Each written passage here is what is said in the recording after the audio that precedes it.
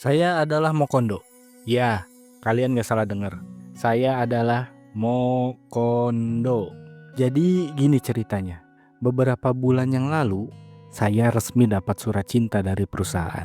Awalnya, saya bingung, itu surat apa? Dan surat itu pun saya buka. Ternyata isinya adalah sebuah tulisan yang bakalan ngerubah hidup saya ke depannya. Surat itu bertuliskan PHK. Saya lihat tulisan itu berulang-ulang untuk memastikan aja, siapa tahu ada kesalahan. Dan semakin saya lihat, tulisan itu pun semakin jelas bertuliskan PHK. Aduh, perasaan saya waktu itu semua campur aduk. Tapi campur aduknya yang gak mengenakan gitu. Mulai dari rasa gak percaya, rasa bingung, dan rasa gak percaya lagi, dan lagi.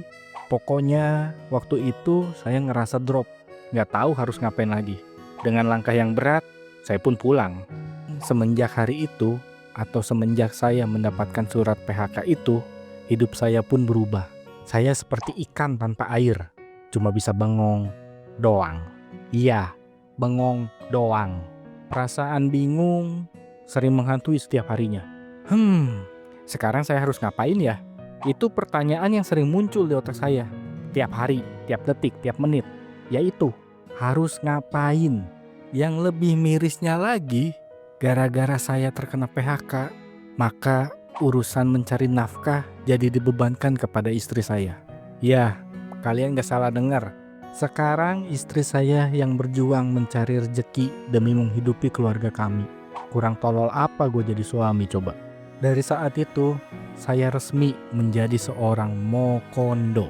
Ya, seperti Mokondo-Mokondo pada umumnya, keseharian saya hanya di rumah. Beres-beres rumah, mencuci pakaian, mencuci piring, bengong, bingung. Beres-beres rumah lagi, nyuci pakaian lagi, nyuci piring lagi, bengong lagi, bingung lagi, dan lagi. Ya seperti itulah tiap harinya. Begitulah keseharian saya. Lebih banyak bengongnya dan bingungnya. Bingung harus ngelakuin apa. Tapi percaya gak percaya, menjadi seorang Mokondo itu memberikan saya pelajaran yang berharga. Saya jadi bisa tahu bagaimana sulitnya mengurus keluarga. Saya jadi semakin merasa bersyukur dan sayang karena memiliki istri seperti istri saya. Istri saya memang terbaik pokoknya. Di saat saya terpuruk seperti ini, dia bersabar dan menyemangati. The best lah pokoknya. Tapi di sisi lain, saya juga merasa malu ketika ada tetangga yang menanyakan, "Kenapa? Kenapa sekarang lebih sering di rumah?" Ya, pertanyaan itu tidak bisa dihindari. Namanya kita hidup di lingkungan padat penduduk ya. Jadinya tuh para tetangga pun sering menduga-duga. Kenapa saya sebagai seorang suami malah sering ada di rumah? Untuk menjawab pertanyaan itu, saya pun hanya bisa tersenyum. Nah, contoh pertanyaannya kayak gini nih. Mas, kok udah berapa bulan ada di rumah terus? Lagi libur? Atau gimana mas? Ya, saya cuma bisa tersenyum dan terdiam saja. Loh, kenapa saya tidak jujur aja ya? Ya, karena saya takut keadaan saya malah jadi beban perbincangan yang nantinya bakalan jadi beban pikiran buat istri saya. Jadi, lebih baik diam, karena diam itu adalah emas. Ya kan? Ya enggak sih? Di sela aktivitas saya yang di looping tiap harinya, beres-beres rumah, mencuci pakaian, mencuci piring, bengong, bingung, beres-beres rumah lagi, nyuci pakaian lagi, nyuci piring lagi, bengong lagi, bingung lagi, dan lagi. Jujur aja ya, di dalam hati saya tuh menjerit. Gimana caranya saya bisa menafkahi lagi keluarga saya? Gimana coba? Di sini saya bukan tanpa perjuangan loh. Saya udah sering kali memasukkan lamaran ke perusahaan lain. Sudah gak terhitung juga jumlahnya. Tapi dengan usia yang sudah tidak muda lagi, peluang saya untuk bisa diterima kerja pun semakin kecil. Karena perusahaan lebih memilih yang jauh lebih produktif atau lebih muda. Bukan berarti saya gak produktif ya. Sempat saya berpikir apa saya jadi ojol aja kali ya. Tapi kalau dipikir-pikir itu gak mungkin. Karena saya gak punya motor. Kalau saya ngambil kredit motor, belum tentu di ACC juga. Cuma kalau misalkan di ACC, apa saya bisa bayarnya? Saya nggak mau menambah beban istri saya lagi dengan cicilan. Jadinya opsi jadi ojol pun saya skip. Detik berganti menit, menit berganti jam, matahari muncul, tenggelam lagi. Setiap hari saya bingung harus ngapain. Keluarga pun sudah sering bertanya, kok kamu nggak kerja? Nggak kasihan apa sama istri kamu? Tiap hari kerja jadi tulang punggung keluarga. Saya hanya bisa terdiam karena omongan mereka itu benar semuanya. Tapi dalam hati saya bilang, saya juga nggak mau kayak gini terus. Saya juga pengen bisa menafkahi keluarga saya lagi. Tapi saya harus gimana sekarang? Dan nasihat-nasihat seperti itu hampir setiap hari saya dengar. Pada akhirnya saya pun mencoba mengambil keputusan. Saya harus cepat-cepat mencari pekerjaan atau usaha apapun yang bisa menghasilkan. Tidak harus menghasilkan besar, tapi memulai saja dulu dan serius. Tapi apa? Semenjak saya jadi mokondo, HP saya juga ikut-ikutan jadi mokondo. HP saya jadi tidak terlalu produktif lagi. Yang biasanya rame dengan pesan WhatsApp dan teman-teman kerja, sekarang sudah sepi. Hanya ada pesan dari istri yang menanyakan kabar saja dan menyemangati tiap harinya. Sisanya ini HP saya lebih sering dipakai untuk menonton YouTube. Pas saya lagi nonton YouTube, tiba-tiba saya kepikiran, apa saya coba aja ya membuat konten? Siapa tahu ini adalah jalan saya untuk bisa menafkahi lagi keluarga saya. Tapi kan membuat channel YouTube itu perlu alat-alat yang mahal. Saya punya uang dari mana untuk bisa beli alat-alat nge-YouTube?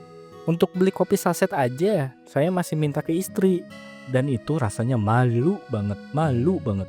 Ya walaupun istri saya tidak mempermasalahkannya, tapi di dalam hati saya juga ingin membahagiakan dia. Bukan cuma ngerepotin aja. Bermodalkan semangat yang tinggi karena termotivasi kembali ingin menafkahi dan membahagiakan istri dan keluarga, saya pun nekat dan termotivasi dan membulatkan tekad mencoba keberuntungan di YouTube. Hal pertama yang saya lakuin yaitu menyalakan PC jadul saya atau PC kentang, kalau kata anak zaman sekarang. Dengan spek yang sangat kentang itu, yaitu Intel i3 Gen 2, RAM-nya cuma 8GB, kalau bahasa Inggrisnya Intel i3 Gen 2. Ya itu PC saya. Kalau dipikir-pikir emang ini cukup kentang kalau digunakan untuk editing. Tapi saya nggak putus asa. Dengan PC yang saya punya, saya langsung membuat akun Gmail baru dan membuat channel bernama Celetuk Animasi. Gak lupa juga saya bikin akun Instagram, TikTok, dan Saweria. Semuanya masih fresh, masih 0 followers, dan masih belum ada upload konten apapun. Semua akunnya masih bersih dan suci. Dan kenapa saya memilih tema animasi? Pertama, karena saya nggak punya kamera. Kedua, saya nggak punya lighting. Ketiga, saya nggak punya PC yang proper. Dengan tema animasi, saya bisa mengerjakannya di rumah. Satu lagi, kalau untuk gambar-gambar sederhana atau editing sederhana, mungkin PC i3 saya masih kuat. Tapi intinya bukan itu. Saya hanya memanfaatkan saja apa yang saya punya. Saya punyanya itu ya itu yang saya pakai. Saya hanya punya PC kentang saja, dan ini adalah senjata saya untuk bikin konten. Sehabis itu, saya mencari beberapa referensi di YouTube. Gimana sih caranya bikin animasi? Gimana sih caranya menggambar animasi? Terus software apa aja yang dipakai? Terus akun apa aja yang harus dibuat? Setelah banyak mencari informasi, akhirnya saya bikin akun. Dan ada beberapa akun yang saya buat. Pertama, akun YouTube. Ya jelas lah, ini untuk celetuk animasi. Yang keduanya, saya bikin Instagram. Kata tutorial di YouTube, Instagram itu bisa mendatangkan traffic juga. Makanya saya bikin. Yang ketiga nih, saya bikin TikTok. Alasannya ya kurang lebih sama kayak kenapa saya bikin Instagram. Yang keempatnya, saya bikin Saweria. Kata tutorial di YouTube, Saweria itu berguna barangkali aja ada orang yang mau dukung kita lewat saweran atau ngasih gift kayak gitu. Ya, biarpun saya nggak yakin juga sih bakal ada yang ngasih sawer lewat Saweria ke channel ini. Nggak tahu juga tapinya. Mudah-mudahan aja ada. Mudah-mudahan ya. Dari tutorial yang ada di YouTube, para YouTuber itu rata-rata mereka semua bikin akun-akun itu. Akun-akun yang tadi, akun-akunnya saya jelasin tadi. Rata-rata mereka bikin itu. Ya, selama itu gratis, kenapa enggak? Toh, bikin IG, TikTok, Saweria, itu kan gratis. Dan YouTuber-YouTuber juga pada bikin itu. Ya udah, saya juga ikutan bikin aja. Dan 1 minggu pun berlalu. Selama 1 minggu itu, saya banyak belajar dari Google dan dari YouTube. Kenapa saya belajarnya dari Google dan dari YouTube?